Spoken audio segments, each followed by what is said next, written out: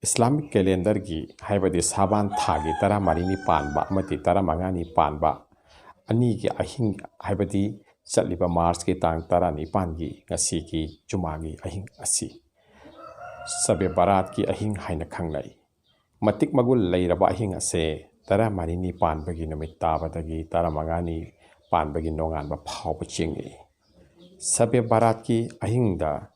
haibati ahing ase ngakpi bagi ahing haina su khangnai Allah gi nabi Hazrat Muhammad Mustafa sallallahu alaihi wasallam na ahing asida Janatun Bakyada lengbikhi amasung ziyarat tawbikhi Abdullah ibn Amr raji Allahu anhu na paudam birami Allah Ta'ala na ahing asida mahaki kosem punamakpo thaujan gi miyeng na nungsi na yengbi chumratagi shirik tawba haibati Allah bo thadolaga topabu latliba moti latliba natraga Allah ga taimang mapuga loinana atopabu suningliba latliba amadi amana amabu tukatjaba amasung hatnaba sing natana Ahmad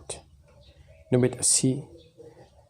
masini haiba kaknaba yabada laitabana nafle yabada sing ngamjaba makai tawhoba Allah gi yabiba chanbiba fangnanaba isagin nafspu te thahalhoba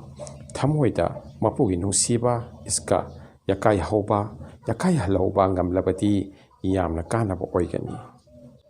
kanagumana roja thamning labati ngasi haibati March ki tarik taraga map nipan 2022 gi ahingda shehri hauraga charaga tang taramapan haibati saban gi taram mangani panba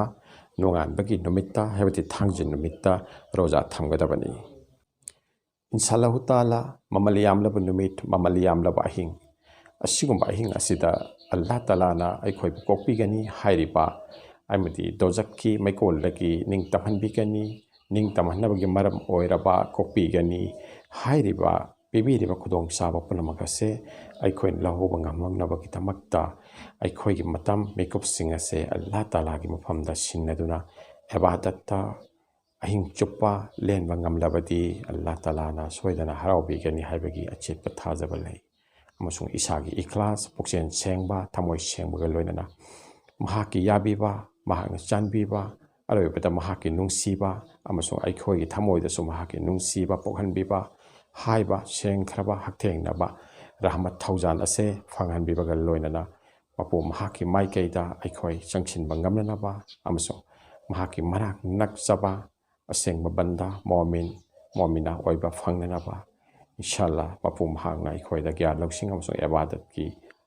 apangba hangdo hanbisanu amasung amal tawada mahaga lamjing bibo oisanu amin suma amin